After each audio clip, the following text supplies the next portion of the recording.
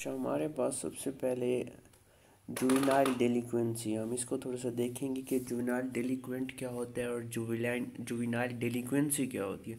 Juvenile का basically तब refer करते हैं जब ऑफेंड या क्राइम जो है ना वो जुवेनाइल की तरफ से कमिट किया हो गया। फॉर एग्जांपल चिल्ड्रन जो 18 या 17 ईयर से उनकी जिनकी एज कम हो तो उनको हम जुवेनाइल रेफ़र करते हैं। हर मुल्क का अपना होता है, उसका एज लिमिट डिफरेंट होती है। किसी मुल्क में 15 साल से नीचे वाले जो होते हैं उनको क्रिमिनल को जुवेनाइल डेलिक्वेंट कहा जाता है। जो कहीं भी 18 साल होती है, मैक्सिमम वैसे 18 साल रखी जाती है।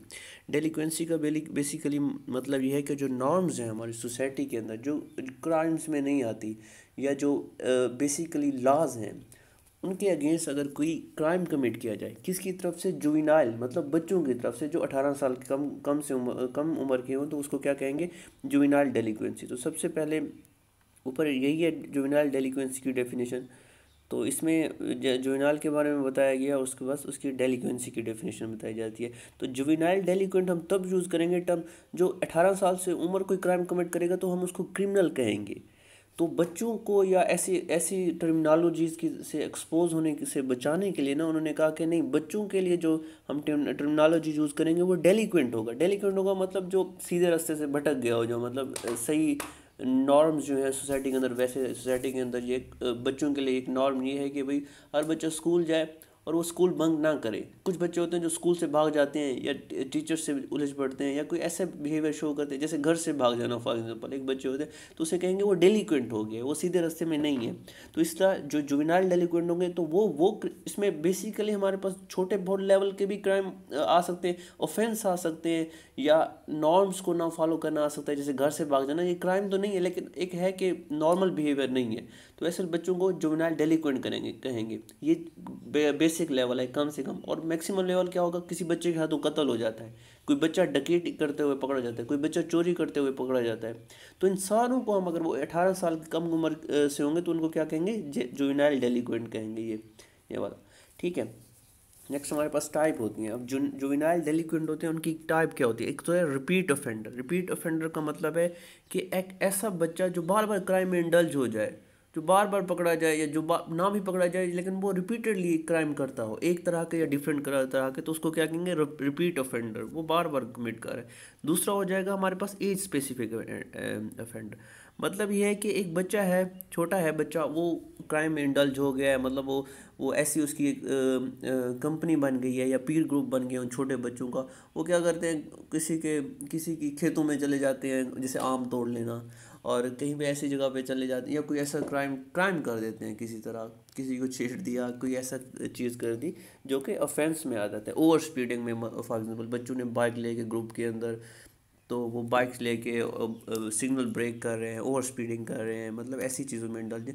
लेकिन वो जैसे स्पेसिफिक एज से बड़े हो जाते हैं, फॉर एग्जांपल 15 साल 18 साल, जब जैसे कहते हैं मिच्योर हो जाना, वो हो जाएंगे, वो ऑफेंस करना छोड़ देते हैं, मतलब वो अच्छे नॉर्मल इंसान बन जाते हैं, जिसको सोसाइटी कहती है ठीक है वो नॉर्मल है, वो कस्टम्स नॉर्म को एक्सेप्ट कर रहे हैं, सिग्नल ब्रेक नहीं कर रहे, चोरी नहीं कर रहे, मतलब ऐसी। लेकिन वो जब छोटे थे तो वो ऐसे करते थे। इसको कहेंगे एज स्पेसिफिक। वो स्पेसिफिक एज तक तो क्रिमिनल रहे हैं, ऑफेंस करते रहे, लेकिन उसके बाद वो ठीक हो गए हैं। तो इसको कहेंगे एज स्पेसिफिक, मतलब एक स्पेसिफिक एज तक जो क्रिमिनल बिहेवियर शो करते रहते हैं लेकिन बाद में ख़त्म हो जाता है, तो उनको कहेंगे एज स्पेसिफिक क्रिमिनल। ठीक है जी। हमारे पास नेक्स्ट है, ये हो गया। उसके बाद हमारे पास है टाइप ऑफ डेलिक्वेंट एक्ट। अब डेलिक्वेंट एक्ट अगर कोई कर रहा है तो उसमें टाइप्स क्या होंगी, किस तरह की एक्टिविटीज़ में कैसे इंडल्ज हो रहा है। सबसे पहले हमारे पास आ जाता है इंडिविजुअल डेलिक्वेंट। कोई अकेला क्राइम करता फिर रहा है, कोई एक बच्चा है स्कूल बंक कर जाता है, घर से भाग जाता है, सिगरेट नोशी करता है, शराब पीने लग जाता है, इंडिविजुअल अकेले। एक होता है ग्रुप स्पोर्टेड, जिसमें 3-4 बच्चे मिल के वो ग्रुप में एक दूसरे को सपोर्ट करते हैं, एक बच्चा ख़राब है दूसरों को ख़राब कर रहा है, तो इस तरह सिस्टम जो चल रहा है। तीसरा है ऑर्गेनाइज डेलिक्वेंसी। वो ऑर्गेनाइज होते हैं प्रॉपरली, ऐसे नहीं है कि हाँ भाई खेल रहे थे तो दिल किया और ऐसे ही बस है जैसे चले गए और क्राइम कमिट के लिए, ऐसे नहीं है। ऑर्गेनाइज होते हैं, जैसे गैंग्स होते हैं कि बच्चों का गैंग है। नेक्स्ट हमारे पास है स्ट्रक्चर नहीं सिचुएशन डेलिक्वेंसी। मतलब एक सिचुएशन उनके सामने आ गई जो उनको उन्हें क्रिमिनली बिहेव करिए। फॉर एग्जांपल एक बच्चा है जो किसी भी शॉप के ऊपर या दुकान के ऊपर कुछ खरीदने गया हुआ है, दुकानदार नहीं है तो वो उसकी कोई चीज़ चुरा देता है। एक सिचुएशन उसको मिली है, उसको एक अपॉर्चुनिटी मिली है, उसने उसका एडवांटेज लिया है, क्रिमिनल बिहेव किया है, तो उसको क्या कहेंगे, सिचुएशन। अदरवाइज वो क्रिमिनल नहीं होता, मतलब उसके पास सिचुएशन आती है तो क्रिमिनली बिहेव कर सकता है। इधर सिगमंड फ्राइड की हम इड थ्योरी लगा इड ईगो और सुपर ईगो वाली थ्योरी लगा सकते हैं कि उसकी इड जो होती है वो बहुत वीक होती है, बहुत स्ट्रांग होती है, ईगो और सुपर ईगो वीक होती है, तो वो क्या करते हैं, सिचुएशन का एडवांटेज ले लेता है। ठीक है, ये हो गया हमारे पास जो है। अच्छा, प्रीडी प्रिडिक्टर्स ऑफ डिलीक्वेंसी। अब कौन से बिहेवियर हैं जो हमारे पास डिलीक्वेंसी को प्रिडिक्ट कर सकते हैं। जैसा कि हम कौन से किसी के अंदर ट्रेट्स देखें या उसके अंदर ऐसे करेक्टरिस्टिक देखें कि जिससे हम अंदाज़ा लगा सकेंगे ये बच्चा क्या करेगा, डेलिक्वेंट बिहेव करेगा। उसकी करेक्टरिस्टिक बेसिकली क्या होंगी, ठीक है, जो करेक्टरिस्टिक हैं डेलिक्वेंट बिहेवियर की, लिख क्यों नहीं रहा। अच्छा, करेक्टरिस्टिक जो है हमारे पास, यार इसको छोड़े, तो वो क्रिमिनल कब बिहेव करेगा, हम इस चीज़ को करेंगे। सबसे पहले है प्री स्कूल एक्टिविटीज़। अब जो स्कूल्स की एक्टिविटीज़ होती हैं वो भी प्रिडिक्ट कर सकती हैं एक बच्चा क्रिमिनल बिहेव करेगा या नहीं करेगा। फॉर एग्जांपल एक बच्चा है जो स्कूल में स्लो लर्नर है, उसकी बार बार एक जैसी मिस्टेक्स होती हैं, वो टीचर्स के साथ बिहेवियर उसका ठीक नहीं है, तो वो बच्चों के साथ लड़ता है, तो इसको हम प्रिडिक्ट कर सकते हैं कि ये बच्चा, जिसको कहते हैं शैतान बच्चा, जो ये बच्चा ना क्रिमिनली बिहेव करेगा, मतलब वायलेंट क्राइम में भी इंडल्ज हो सकता है, जो मतलब छोटे से क्राइम लेवल से बड़े लेवल में जा सकता है। अच्छा, नेक्स्ट हमारे पास आ जाएगा अथॉरिटेरियन पेरेंट्स। मतलब पेरेंट्स हैं उस बच्चे के, वो अथॉरिटेरियन बिहेव कर रहे हैं, मतलब जैसे कहते हैं ना स्ट्रिक्ट, भाई ये करो ये ना करो, ये गलत है वो गलत है, मतलब बच्चे को समझा नहीं रहे क्या ठीक है क्या गलत है, बस जैसे कहते हैं ऑर्डर देना, ऑर्डर दिए जा रहे हैं ऐसे करो ऐसे ना करो, तो बच्चा इस तरह भी, जैसे कहते हैं बागी हो जाना, वो बच्चा बागी हो सकता है। नेक्स्ट हमारे पास है जी पीर एसोसिएशन। पीर एसोसिएशन का मतलब ये होता है कि भाई जो बच्चे का ग्रुप है, जिसके साथ वो फिर रहा है, वो उठ बैठ रहा है, बच्चे का जो ग्रुप है जिनके साथ वो एसोसिएट करता है, वो भी प्रिडिक्ट कर सकता है कि वो बच्चा कैसा बिहेव करेगा। फॉर एग्जांपल एक दो चार बच्चे हैं वो क्रिमिनली बिहेव करते हैं, या ऑफेंडर हैं, ओवर स्पीडिंग करते हैं, कोई नया उनके साथ शामिल हो जाता है, वो भी वैसा बिहेव, वो भी अगर उस ग्रुप में शामिल होगा तो हम प्रिडिक्ट कर सकते हैं कि ये बच्चा क्योंकि खराब बच्चों के साथ शामिल हो गया तो ये भी क्रिमिनली बिहेव करेगा या उन जैसा बिहेव करेगा। नेक्स्ट हमारे पास है लो सोशो इकोनॉमिक स्टेटस। इसका मतलब है अगर कोई पोअर फैमिली से बिलोंग करता है, जिसके घर के हालात ठीक नहीं है, वो उसको सर्वाइव करना भी मुश्किल हो रहा है, तो हम प्रिडिक्ट कर सकते हैं ये बच्चा भी क्रिमिनल में, क्राइम्स में इंडल्ज हो सकता है। नेक्स्ट हमारे पास है परमिसिव पेरेंटिंग। इसका मतलब है lack of consequence for bad behaviour. इसका मतलब यह है कि अगर कोई बच्चा भी ऐसी एक्टिविटीज़ में बेसिकली इंडल्ज है, कुछ भी अगर वो गलत करता है, उसके पेरेंट उस चीज़ को ऐसे इग्नोर करते हैं, ज़्यादा उस चीज़ को मैटर नहीं करते, जैसे बच्चे को जैसे कहते हैं ज़्यादा इंकरेजमेंट मिल जाती है कि अब ऐसी पेरेंटिंग जिससे इंकरेजमेंट मिले, तो बच्चा वो फिर ज़्यादा एक्टिविटीज़ में इंडल्ज होता जाएगा। पोअर स्कूल परफॉर्मेंस, ये पहले मैं बता दिया है कि अगर कोई स्कूल में ही उसकी पोअर परफॉर्मेंस है तो वो क्या बनेगा, वो स्कूल, एक बच्चा जो होता है वो मैक्सिमम इन्वॉल्व कहाँ होता है, वो स्कूल में और घर में इन्वॉल्व होता है, स्टडीज़ में इन्वॉल्व होता है। लेकिन अगर वो इन्वॉल्व ही नहीं है, उसकी परफॉर्मेंस ही पोअर है, तो वो दूसरी एक्टिविटीज़ में रहेगा। स्कूल तो पहले जाएगा नहीं, जाएगा तो फिर बंक करेगा तो कहाँ रहेगा, बाहर रहेगा ना, खाली एक्टिविटीज़ में रहेगा, तो इधर उधर घूमेगा फिरेगा, तो क्रिमिनली बिहेव कर सकते हैं, उसको चांसेस मिल सकते हैं कि वो क्रिमिनली बिहेव करे, तो इस तरह चांसेस ज़्यादा हो जाएंगे उसके पास ऑफेंसिव बिहेव करने के लिए।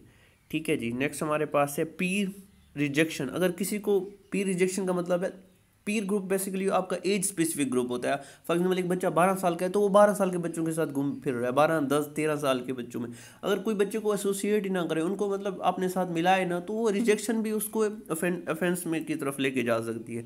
मेंटल हेल्थ भी फिनोमेना है कोई, जैसे हमने वो बायोलॉजिकल थ्योरी ऑफ क्रिमिनोलॉजी में पढ़ा था, जो क्रिमिनल बिहेवियर को प्रिडिक्ट करती हैं। जो क्रिमिनल होते हैं बाय बर्थ भी हो सकते हैं, उनका मेंटल इशू भी हो सकता है, मेंटली वो इल हैं, तो ये भी इशू हो सकता है, जैसे ADHD and other mental disorder. ये एक एब्रीवेशन है किसी चीज़ का, ADHD, तो ये इस किस्म के किस्म के डिसऑर्डर भी बच्चे को क्रिमिनल बना सकते हैं। अब ये तो हो गया प्रिडिक्टर हो गया, मतलब ऐसी अगर किसी के अंदर ट्रेट्स होंगी तो वो क्रिमिनली बिहेव कर सकता है। अब हम काजेज़ देखेंगे। कि काजेज़ कौन सी होती हैं जो बच्चों को क्रिमिनल बना रहे होते हैं। एक तो होती है फैमिली। फैमिली मुख्तलिफ तरह से काज कर रही होती है क्रिमिनल बिहेवियर के। एक तो है ब्रोकन फैमिली, तलाक हो गई है माँ बाप की, डिवोर्स हो गया, बच्चे को कंट्रोल करने वाला कोई नहीं है, तो बच्चा क्रिमिनल बन सकता है। ये क्यों नहीं रहा? अच्छा जी, ये हो गया। नेक्स्ट हमारे पास हो गया, दूसरा हो गया लार्ज फैमिली। बड़ी बड़ी फैमिली है, किसी को नहीं पता बच्चा छोटा क्या कर रहा है, सात सात दस दस भाई हैं, कोई अपनी हर कोई अपनी मस्ती मस्ती में मस्त है। एक छोटा है जो सबसे छोटा है या दरमियान वाला है, उसके पास पैसे भी हैं, सारे बड़े भाई कमा रहे हैं, उसको पैसा दे रहे हैं, वो अपना उड़ा भी रहा है, मर्जी अयाशी भी कर रहा है, तो डेलिक्वेंट बन सकता है। अच्छा, तीसरा है कि एक तो डाइवोर्स हो गया, बड़ी फैमिली हो गया। तीसरा न्यूक्लियर फैमिली होता है, एक कंसेप्ट होता है कंबाइंड फैमिली होता है, जिसमें चाचू ये सारे मिल के रह रहे हैं, तो सबके बच्चे एक दूसरे के साथ एक दूसरे लर्न कर रहे हैं, तो उसमें भी चांसेस होता है कि ज़्यादा क्राइम में इंडल्ज हो जाए। एक और होती है न्यूक्लियर फैमिली। न्यूक्लियर फैमिली का मतलब होता है बहुत स्मॉल और लिमिटेड किस्म के, मतलब जिसमें आपका माँ हो, बाप हो, भाई हो छोटा, मतलब तीन चार हों, जिसमें आपके पेरेंट्स की ना स्ट्रिक्ट नज़र रहती है, आपकी एक्टिविटीज़ में इन्वॉल्व में एडवाइस करते रहते हैं, केयर करते रहते हैं, तो इस तरह की फैमिलीज़ में ना बच्चों का चांस कम होता है वो इंडल्ज हो जाएं क्राइम्स के अंदर। ठीक है ना, फैमिली इस तरह एक्ट करती है। नेक्स्ट हमारे पास नेक्स्ट अच्छा, ये पढ़ लेना है, इसमें सारा कुछ लिखा होगा।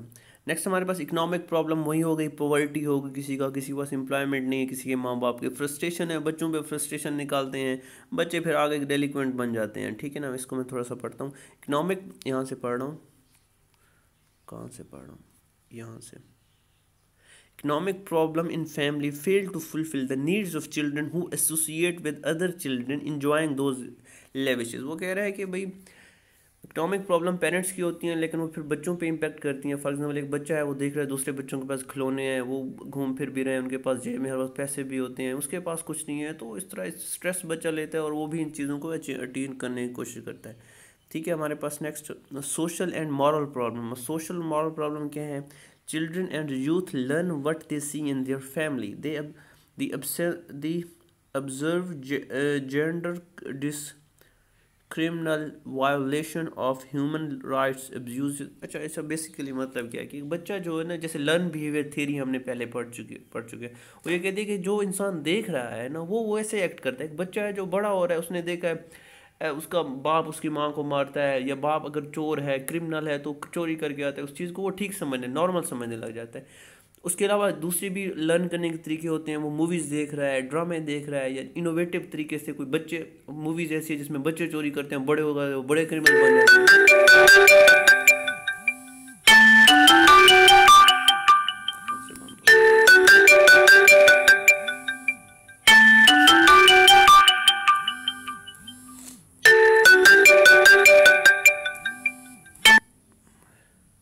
ठीक है, बड़े क्रिमिनल बन जाते हैं, तो वो इस चीज़ को ऑब्जर्व कर रहा है, तो वो भी ऐसा इंडल्ज हो जाएगा। ठीक है, नेक्स्ट हमारे पास है पेरेंटिंग स्टाइल। अब बच्चे को बड़ा आप कैसा करें, इस चीज़ पे भी डिपेंड करता है। For many researcher parenting style is pivotal whether a child act delinquent और not. Parents are sometime very harsh and very punishing. अच्छा, for small issues children start disrespecting their parents and become violent. ठीक है, basically वो कह रहा है कि कोई पेरेंट जो है ना, वो अपने बच्चों को हार्शली ट्रीट कर रहे हैं। कोई छोटा बच्चा, उसने छोटा सा भी कोई काम किया है, मतलब आपने उसको बुलाया है, वो थोड़ी देर के बाद आया, लेट करके, आपने आते ही उसको थप्पड़ मार दिया, तो क्या बन जाता है? वायलेंट बन जाता है। वो फिर वायलेंस उसके लिए नॉर्मल हो जाता है। जैसे कहते हैं मदरसे के बच्चों को एक्सप्लॉइट करके कैसे वो दहशतगर्द बनाते हैं, कैसे इन चीज़ को, क्योंकि मदरसे में जो बच्चों को ट्रीट कर देते हैं, हाफिज़ कुरान बनाया जाता है, उनको मार मार के बनाया जाता है। कोई बच्चा याद नहीं कर रहा, उसको इतना हार्श ट्रीटमेंट की जाती है, उसको वायलेंस नॉर्मल हो जाता है, फिर उसको इस तरफ इंडल्ज करना, उसको एक्सप्लॉइट करना ईजी हो जाता है। बिल्कुल इसी तरह जो पेरेंटिंग स्टाइल होता है, वो आपका बहुत ज़्यादा बच्चे की साइकी डेवलप कर रहा है। आप उसको प्यार से डील कर रहे हैं, तो उसको वो रैशनलाइज बन जाता है, उस चीज़ों को अंडरस्टैंड करते हैं। आप उसके सामने अगर चीज़ें एक्सप्लेन कर रहे हैं, उसको प्यार से डील कर रहे हैं, उसको हंस हंस के उससे बातें कर रहे हैं, उसको एक्सप्लेन कर रहे हैं, रीजनिंग दे रहे हैं हर चीज़ की, कि बेटा ये ऐसे होता है, ये ऐसे होता है, इस चीज़ की वजह ये होती है, आपको ऐसे बिहेव करना चाहिए, ऐसे बोलना चाहिए, तो वो भी फिर रीजनिंग वाला बन जाता है, मतलब उस फिर हर चीज़ को अंडरस्टैंड करके आगे काम चलाता है। इजी सी चीज़ है। अच्छा, काजेज़ ऑफ डेलिक्वेंसी इन पाकिस्तान। पाकिस्तान में क्या काजेज़ हैं? सबसे पहले आगे हमारे पास पॉवर्टी, ठीक है, गरीब हैं, पहले एक्सप्लेन कर चुके हैं। स्ट्रीट चिल्ड्रन, बहुत ज़्यादा बेगर्स हैं, चिल्ड्रन हैं, स्ट्रीट चिल्ड्रन जिनके पास ना एजुकेशन है, जिनके माँ बाप घर में पड़े रहते हैं, वो भी भिखारी हैं, इनको भी भिखारी बना देता है। मांगना ही है ना, चोरी करके या ज़बरदस्ती मांगो या चोरी करके लेके आओ, भीख मांग के लेके आओ, जो भी करो, अब वो फिर क्रिमिनल बिहेवियर में इजी मनी होती है, तो बच्चे इस तरफ इंडल्ज हो जाते हैं। Out of school children 22 crore, 22 lakh बच्चे, नहीं सॉरी 2 करोड़ बच्चे स्कूलों से बाहर हैं। अब जो बच्चा स्कूल नहीं जाएगा तो क्या करेगा? वो बाहर ही घूमेगा फिरेगा, यही काम करेगा। अच्छा, अनएजुकेटेड पेरेंट्स ही खुद एजुकेटेड नहीं है, वो फिर क्या बच्चे को की वो करेंगे, अपब्रिंगिंग करेंगे। लार्ज फैमिलीज, पहले बता चुका हूँ, बड़ी फैमिली होगी तो उसके क्या इश्यूज होंगे, ठीक है ना। ये चीज़ें होंगी जो पाकिस्तान में क्रिमिनोलॉजी की वजह बन रही हैं।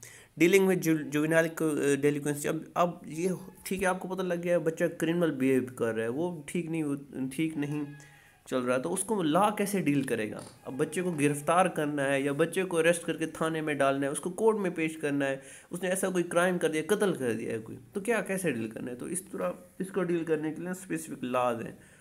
पहले जो होता था ना, 2000 से पहले क्या था, बच्चों को जो बड़े क्रिमिनल हैं उनके साथ पे रखा जाता, उन्हीं की अदालतों में पेश किया जाता था। बाद में 2000 में एक लॉ मुशर्रफ ने इनेक्ट किया कि भाई नहीं, जुबिला जैसे कहते हैं जुवेनाइल डेलिक्वेंसी एक्ट, वो ऑर्डिनेंस, तो उसका क्या था कि नहीं, बच्चे जो होते हैं वो बहुत उनका सेंसिटिव माइंड होता है, उनको जिस तरह के माहौल में रखते हो वो वैसे बन जाएंगे। क्रिमिनल्स के साथ रखोगे, अगर कोई क्रिमिनल नहीं भी है, बच्चा है, उसके साथ कुछ हो गया है, उससे कुछ हो गया है, तो वो क्रिमिनल बन जाएगा। तो इसको अलग इनके अदालतें बनाओ, इनके अलग जेलें बनाओ, इनको अलग तरीके से डील करो। तो इस सबको हम आगे पढ़ेंगे।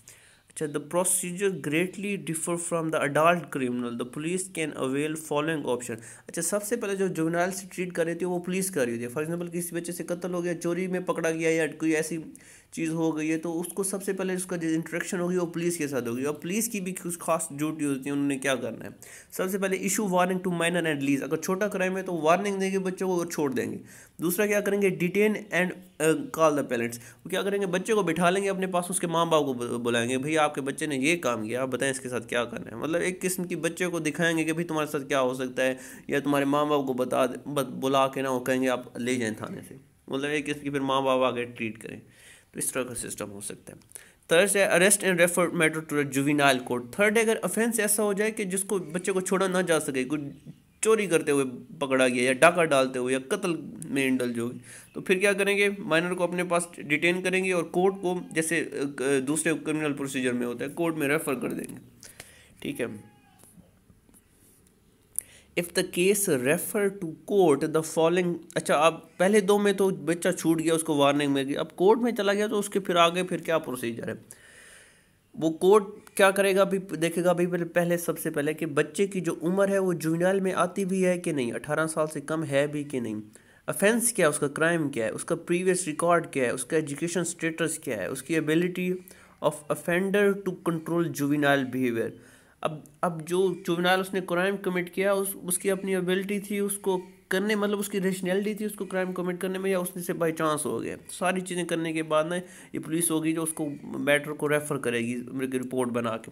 And all the observation the the in charge probation officer can either order to perform community service or pay fine, formally refer to the matter to the court। अच्छा, इसमें भी फिर दो चीज़ें आ रही हैं। पहली चीज़ तो आ रही थी कि भाई पुलिस ने छोड़ दिया, ठीक है, क्राइम नहीं था इतना बड़ा। दूसरी थी उस पुलिस ने आगे रेफ़र कर दिया जुवेनाइल कोर्ट को।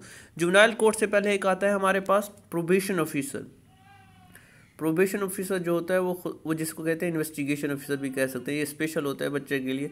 ये क्या करता है, ये देखता है कि भाई क्राइम किस किस्म का है। अगर क्राइम ज़्यादा सीरियस, बहुत ज़्यादा सीरियस भी ना हो, तो क्या कम्युनिटी सर्विस पे लगाता है। फॉर एग्जाम्पल एक बच्चे ने कोई ऐसा क्राइम, ऐसे ओवर स्पीडिंग किया, तो उसको क्या करते हैं, भाई तुमने ना 10 दिन आगे इसी रोड पे सफाई करनी है।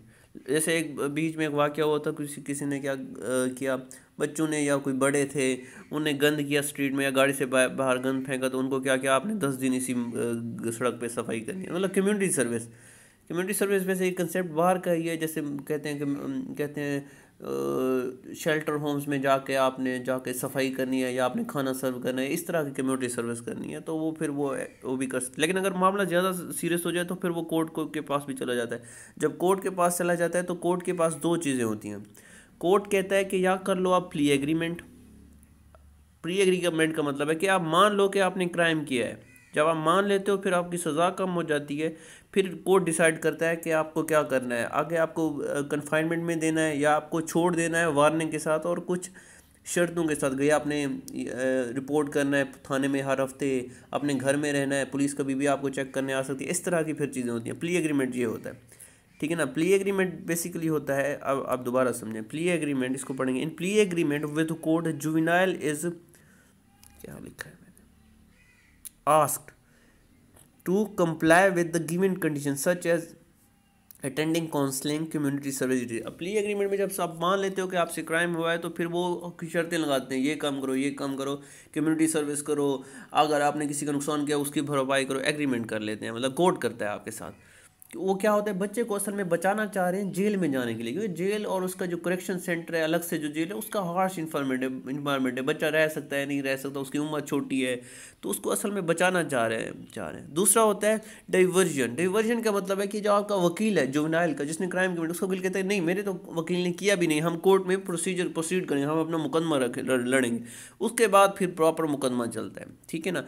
इन डाइवर्जन द जज take the charge in hand until the juvenile fulfill the required condition in the case of failure form। अच्छा सॉरी, ये डाइवर्जन जो मैंने अभी बताया है ना, वो डाइवर्जन नहीं है, वो है एडजॉइनेटरी हियरिंग है। वो डाइवर्जन ये है कि भाई जज अपने हाथ में सारे मामला ले लेता है। जज मामला ये ले लेता है कि भाई, डाइवर्जन में ये ले लेता है कि भाई ठीक है, जुवेनाइल को जो जो शर्तें दी हैं कि ये कम्युनिटी सर्विस करेगा, जुर्माने की भरपाई करेगा, घर में रहेगा या पुलिस में रिपोर्ट करता रहेगा, ये सारी चीज़ें जब तक वो फिल नहीं करता तो कोर्ट, वो जज अपने हाथ में मामला रखता है। उसको फिर जो प्रोबेशन ऑफिसर जो उस जुवेनाइल को ओवरहेड कर रहा होता है वो आकर रिपोर्ट करता है, भाई हाँ इसने कम्युनिटी सर्विस की है, हाँ इसने ये काम कर दिया। वो सारी जब फिल हो जाती हैं तब मुकदमा ख़त्म कर देता है, ठीक है। लेकिन अगर वो नहीं करता, वो दोबारा मुकदमे को शुरू कर सकता है जज। अच्छा, तीसरी एडजर्नी हेयरिंग जो मैं बता रहा था, जिसमें प्रॉपर आपके साथ पास केस चलता है, जिसमें ट्रायल चलता है, तो उसमें जुवेनाइल को बाकायदा अपना वकील करना पड़ता है, सारी चीज़ें करनी पड़ती हैं। This is the formal trial of juvenile, this is the formal trial of juvenile, both defence and the prosecution argue and present evidence. जिसमें प्रॉपर मुकदमा चलता है, इसने ये क्राइम किया, वो कहते हैं नहीं किया, उसमें फिर सारी चीज़ होता है। जब आखिर में फिर ऑर्डर होता है, आखिर में जब मुकदमे का फैसला होता है, उसमें तीन चीज़ होती हैं, प्रोबेशन हो सकती है, कम्युनिटी सर्विस हो सकती है, या डिटेंशन हो सकती है। प्रोबेशन ये है कि बच्चे को छोड़ तो दिया जाता है लेकिन उसका क्राइम अगर बड़ा ना हो, लेकिन उसके साथ शर्तें होती हैं कि भाई आपने घर में रहना है, आपने ये वाली जगह छोड़ के नहीं जाना, आपने अब अगर वो शराब पीता है तो आपके अल्कोहल टेस्ट होंगे, आपने शराब नहीं पीनी, आपने अगर उसने किसी के साथ झगड़ा किया तो भाई उसके साथ एसोसिएट नहीं करना, उससे बात नहीं करनी, उसको टेक्स्ट नहीं करने, ऐसी चीज़ें होती हैं, शर्तें होती हैं। लेकिन आप छूटे होते हो, आप जेल में नहीं होते। कम्युनिटी सर्विस वही बता दिया है। अब तीसरी क्या चीज़ है हमारे पास, डिटेंशन। डिटेंशन में ये होगा कि आपको बाकायदा बड़े क्राइम केस में कंफाइनमेंट में डाल दिया जाएगा, जो अलग से जेल होगी, ठीक है। अब बच्चों को अगर जो हमने जुवेनाइल बनने से बचाना है तो उसके प्रिवेंटेशन मेथड्स क्या होंगे, कैसे बचा सकते हैं। अच्छा, सबसे पहले है सब्सटेंस अब्यूज़ ट्रीटमेंट, सब्सिस्टेंस होना चाहिए था ये, family counselling, parenting education, family planning, ये सारी चीज़ें अगर कर दें तो बच्चों को हम बचा सकते हैं क्रिमिनल बनने से।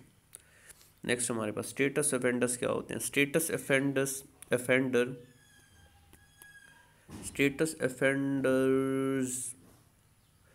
offender is someone charged with offense that would not be a crime if committed by adult। वो कहते हैं स्टेटस ऑफेंडर्स हम उसको कहते हैं जब कोई बच्चा कोई ऐसा काम करे जिसको हम क्राइम समझने लग जाएं, या जिसे क्या डीवियंस समझने लगे। लेकिन अगर बड़ा वही काम करेगा तो हम उसको डीवियंस नहीं समझेंगे। जैसे अगर कोई बड़ा सिगरेट पी रहा है 18 साल से उम्र तो हम कहेंगे ठीक है भाई पी सकता है, इसमें क्या है। अगर कोई छोटा बच्चा पियेंगे तो हम इसे डीवियंस कहेंगे और इसे ऑफेंस कहेंगे कि भाई 18 साल की उम्र के कम बच्चों को बेचना भी जुर्म है और उनका पीना भी जुर्म है, ठीक है ना। स्टेटस ऑफेंडर्स होगा। 18 साल से बड़ा घर से भाग जाए, लड़की घर से भाग जाए, कोई कुछ नहीं कर सकता। छोटा भागेगा तो पकड़ेंगे, ये गलत है, क्राइम है, उसको वापस पकड़े उसके माँ बाप को देंगे, ठीक है ना। इस तरह के क्रिमिनल को हम कहेंगे स्टेटस ऑफेंडर्स। टाइप्स क्या होती हैं इसमें, डिफरेंट टाइप आ सकती हैं। एक होती है ट्रंक्वेंसी जिसको कहते हैं, स्कूल से भाग जाना, स्कीपिंग स्कूल है, वायलेंट, कर्फ्यू में बाहर आ जाना, under as alcohol consumption, tobacco consumption, running away, watching porn movies, adult movies देख रहा है, गलत चीज़ें देख रहा है, पकड़ा गया है बेचारा, उसको क्या करेंगे।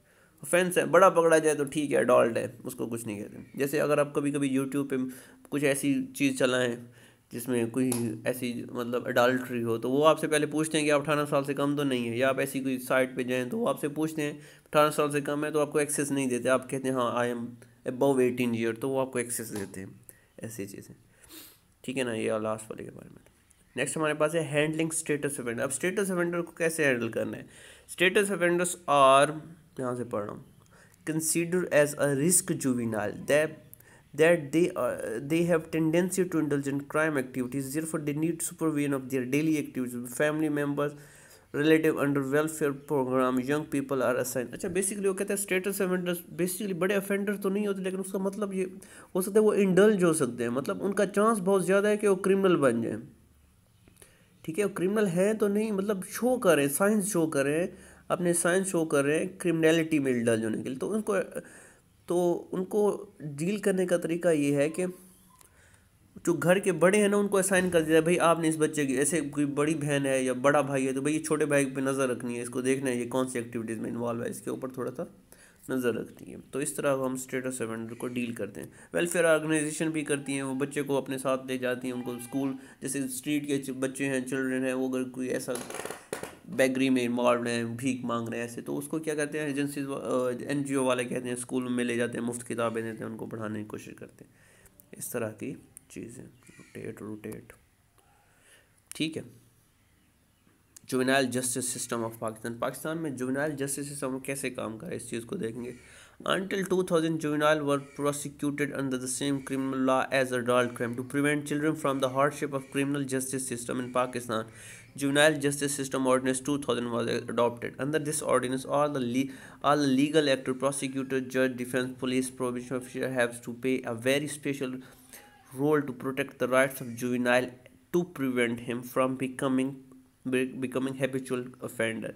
The main focus of this ordinance is to rehabilitate the offender and return him as a normal constructive citizen, unlike traditional criminal system, while focus in rehabilitation in juvenile justice system. Rehabilitation of minor is a superior consideration। वो basically कहना चाह रहा है कि जो criminal justice system 2000 से पहले था, जिसमें बच्चों को बड़ों को एक ही तरह के माहौल में एक्सपोज किया जा रहा है, एक अदालत में एक बच्चे को पेश किया जा रहा है जिसने छोटी सी चोरी की है या किसी दुकान से चोरी करते पकड़े, वहीं पे भी उसकी पेशी लग रही है, और 2 मिनट बाद एक और क्रिमिनल की पेशी लग रही है जो बहुत बड़ा गैंगस्टर है, जिसने कत्ल किए हुए हैं। तो बच्चे को ऐसे इन्वायरमेंट एक्सपोज करेंगे तो बच्चा इंस्पायरेशन ले सकता है, या बच्चा मेंटल, उसकी साइकोलॉजी डिस्टर्ब हो सकती है, साइकी उसकी डिस्टर्ब हो सकती है, वो जैसे हार्श इन्वायरमेंट में एक्सपोज होगा तो एक तो बहुत ही टेंस सा इन्वायरमेंट होता है, पुलिस आ रही है, हथकड़ियाँ लगी हुई हैं, पुलिस वाले ने गन्ने उठाई हुई हैं, क्रिमिनल को हथकड़ियाँ लगी हुई हैं, अंदर से वैन में से निकाला जाए। तो कहने ऐसी चीज़ों से एक्सपोज होने से ना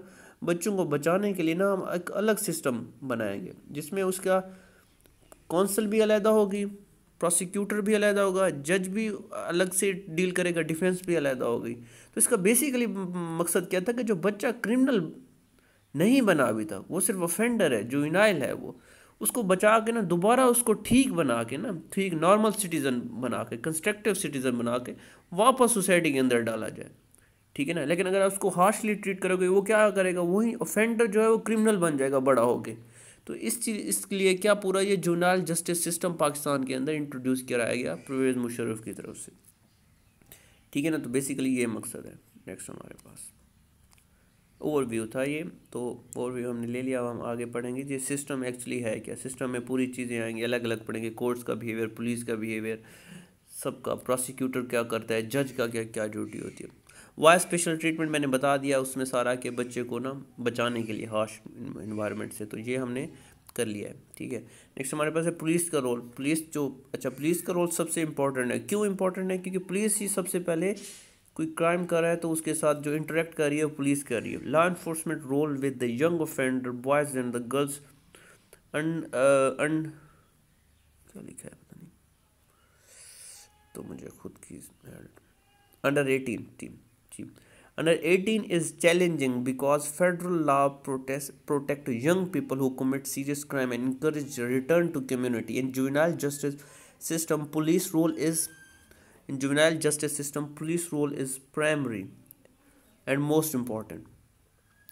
As efficient police role can solve many juvenile from becoming the tag of the being a delinquent, police play a, a following role under juvenile justice system. अच्छा, बेसिकली इसका मतलब मकसद ये है कि पुलिस अगर एफिशिएंट बिहेव करे तो बहुत से जुवेनाइल है ना, वो परमानेंट ऑफेंडर बनने से बच जाते हैं. जैसे पुलिस अगर किसी को कुछ क्राइम करता हुआ पकड़ती है बच्चे को, तो क्या करती है, उसको थोड़ी सी वार्निंग दे के डरा के छोड़ देती है. तो बच्चा डर भी जाए तो अगर अच्छा उसमें अगर ठीक होने की कैपेबिलिटी है, वो हैबिचुअल क्रिमिनल नहीं है, तो वो क्या करेगा, वापस रिटर्न नहीं होगा. अगर किसी से हार्श ट्रीटमेंट नहीं करती, पकड़ते उसको कोर्ट में नहीं रेफ़र कर देती, पहले डिस्पर्स कर देती है, उनके माँ बाप को बुला के वार्निंग देती है, बच्चे को समझा देती है कि भाई ये ठीक चीज़ नहीं है, तो बहुत से ऑफेंडर बच जाते हैं.